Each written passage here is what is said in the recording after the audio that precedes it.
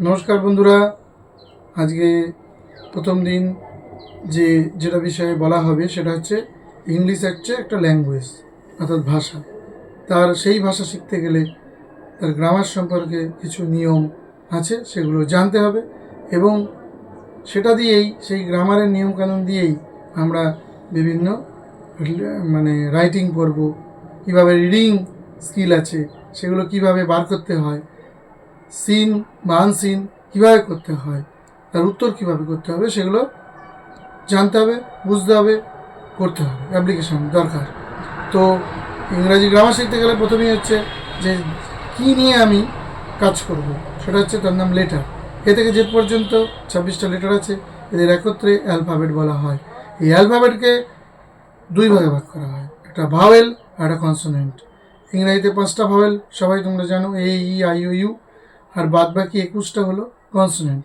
কিন্তু মজার বিষয় হলো এখান থেকে ওয়াই আর ডাব্লু, কনসোনেন্টে ওয়াই আর ডাব্লু আছে, কনসোনেন্টে 21টি বললাম, সেটা হচ্ছে সেমি ভাওয়েল বলা হয়, সেমি ভাওয়েল। ঠিক আছে? তো এই লেটারকে আবার দুই ভাগে আমরা ভাগ করে থাকি, ক্যাপিটাল লেটার, স্মল লেটার। অর্থাৎ ক্যাপিটাল মানে বড় হাতের অক্ষর আর স্মল মানে হলো ছোট হাতের অক্ষর। এই হলো লেটার পার্ট। লেটারের পরেই চলে আসবে ওয়ার্ড। অনেকগুলো লেটারকে ঠিকঠাক বসিয়ে যাতে অর্থ হয় সেটা নিয়ে হলো ওয়ার্ড। এই ওয়ার্ডের তার মানে কি হলো, যে আমি যদি বুক বানানটা করতে যাই, তার ইংরাজি হলো বুক, বাংলা হলো বই। তো বি ডবল ওকে বসাতে হবে, বি কে ডবল ও এরম বসানো যাবে না, তার মানে সেটা মিনিংলেস হয়ে যাবে, অর্থহীন হয়ে যাবে। এইবার ওই ওয়ার্ড থেকে যেটা আসবে তার নাম হলো সিলেবল। মানে একটা শব্দের যেটুকু অংশ আমরা অ্যাট এ টাইম উচ্চারণ করতে পারি, মানে জিহ্বার অগ্রভাগ তালুতে না ঠেকিয়ে যতটুকু অংশ একটা ওয়ার্ডের উচ্চারণ করতে পারি সেইটুকু অংশকে ওই মূল শব্দের সিলেবল বা শব্দাংশ বা দল বলা হয়। এখন এই সিলেবলের পরেই যেটা আসবে সেন্টেন্স। সেন্টেন্স হচ্ছে ওই ওয়ার্ডগুলোকে ঠিক ঠিক সাজিয়ে ওই মিনিংফুল হতে হবে, অর্থাৎ অর্থ থাকতে হবে। এলোমেলো ওয়ার্ড বসালে তার কোনো মানে থাকবে না। সাবজেক্ট, ভার্ব, অবজেক্ট, আদার ওয়ার্ডস। অবশ্যই সেটা টেন্স ওয়াইজ।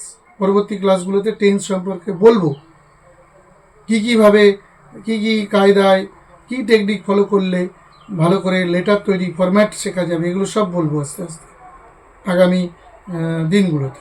আস্তে আস্তে বলবো, সহজে যাতে তোমরা শিখে নিতে পারো, জানতে পারো। এবং এটা গেঁথে নিতে হবে, বই দেখবো করবো এরম নয়, মানে মাথার মধ্যে পুরো গেঁথে যাবে জিনিসটা, এভাবে দেখে নিয়ে রপ্ত করে নিতে হবে।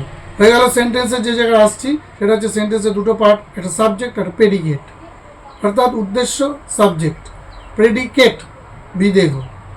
উচ্চারণের দিকে খেয়াল রাখতে হবে, অর্থাৎ প্রোনাউন্সিয়েশন অ্যান্ড স্পেলিং, বানান, উচ্চারণ আর স্পেলিং।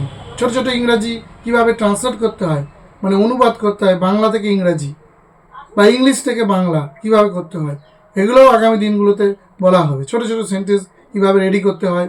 তো সেন্টেন্সের দুটো পার্ট বললাম, সাবজেক্ট আর প্রেডিকেট।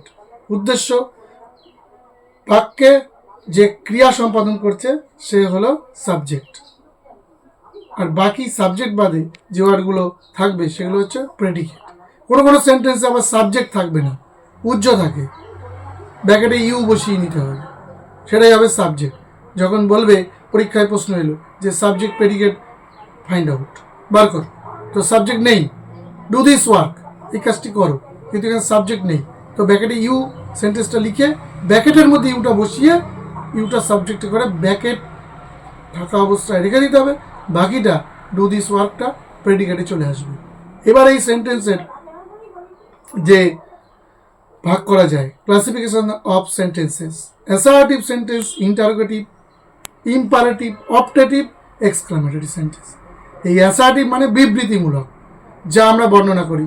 আমি প্রতিদিন বিদ্যালয়ে যাই, এখানে এই যে যাওয়া কাজটা, এগুলো সবই টেন্স ওয়াইজ হবে, কিন্তু এই যে বক্তব্য কিছু বলা হচ্ছে অ্যাসার্টিভের মধ্যে চলে যাবে। ইন্টারোগেটিভ মানে কিছু প্রশ্ন করা হচ্ছে, ইন্টারোগেটিভ মানে তোমার নাম কি, তুমি কোথায় যাচ্ছ, কি করো, এই যে এরকম প্রশ্ন ইন্টারোগেটিভ।